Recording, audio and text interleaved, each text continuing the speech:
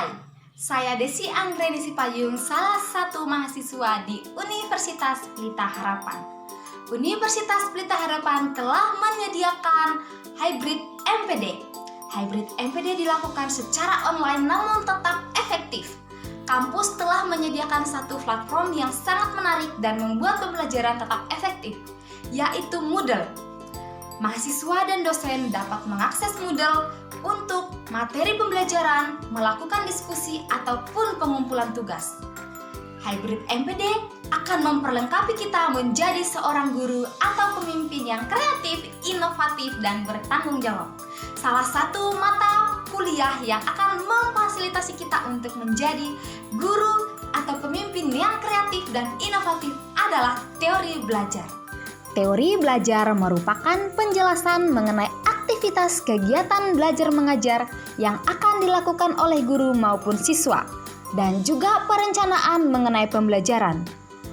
Teori belajar berfungsi sebagai pedoman untuk membuat perencanaan sehingga rancangan pembelajaran dapat dibuat berdasarkan kebutuhan siswa dan menentukan metode sesuai dengan keadaan lingkungan kelas, sehingga tujuan pembelajaran kita dapat tercapai dengan baik.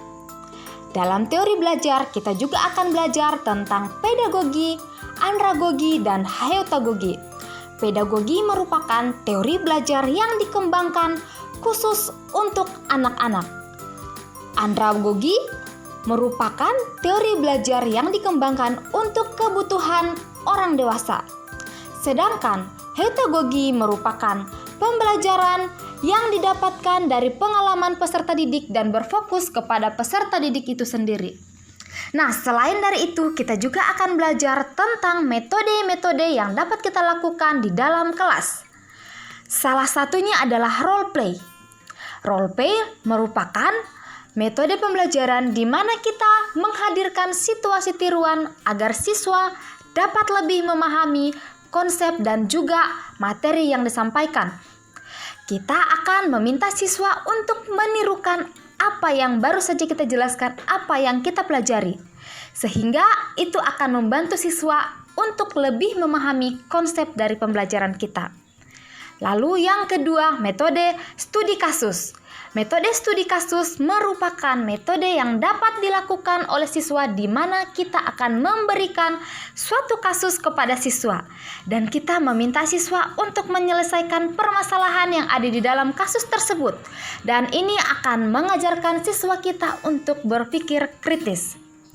Nah, di sini saya hanya menjelaskan dua metode pembelajaran yang dapat dilakukan di dalam kelas dan masih sangat banyak metode-metode lainnya. Pada mata kuliah teori belajar, kita juga akan mempelajari teori-teori pembelajaran. Salah satu teori belajar adalah teori behavioristik. Teori behavioristik berfokus kepada tingkah laku. Tingkah laku merupakan akibat dari adanya interaksi antara stimulus dan respon. Stimulus merupakan segala sesuatu yang diberikan guru, baik itu merupakan alat peraga ataupun media-media pembelajaran.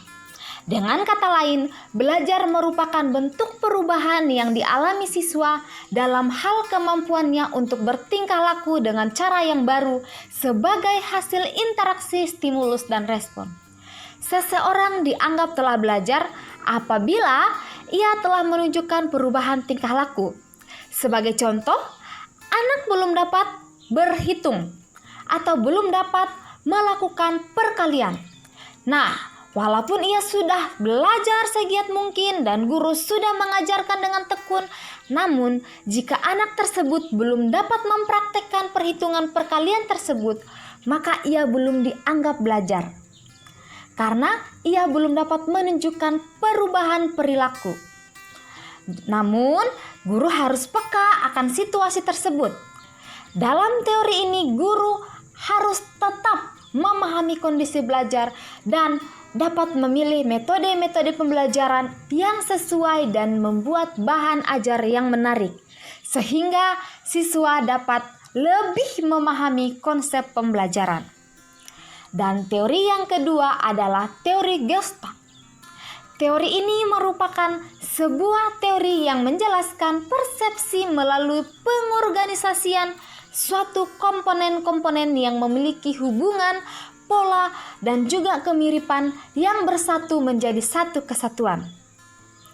Teori ini memiliki beberapa prinsip, yaitu belajar secara menyeluruh dengan mengkorelasikan antara belajar yang satu dengan pelajaran yang lainnya.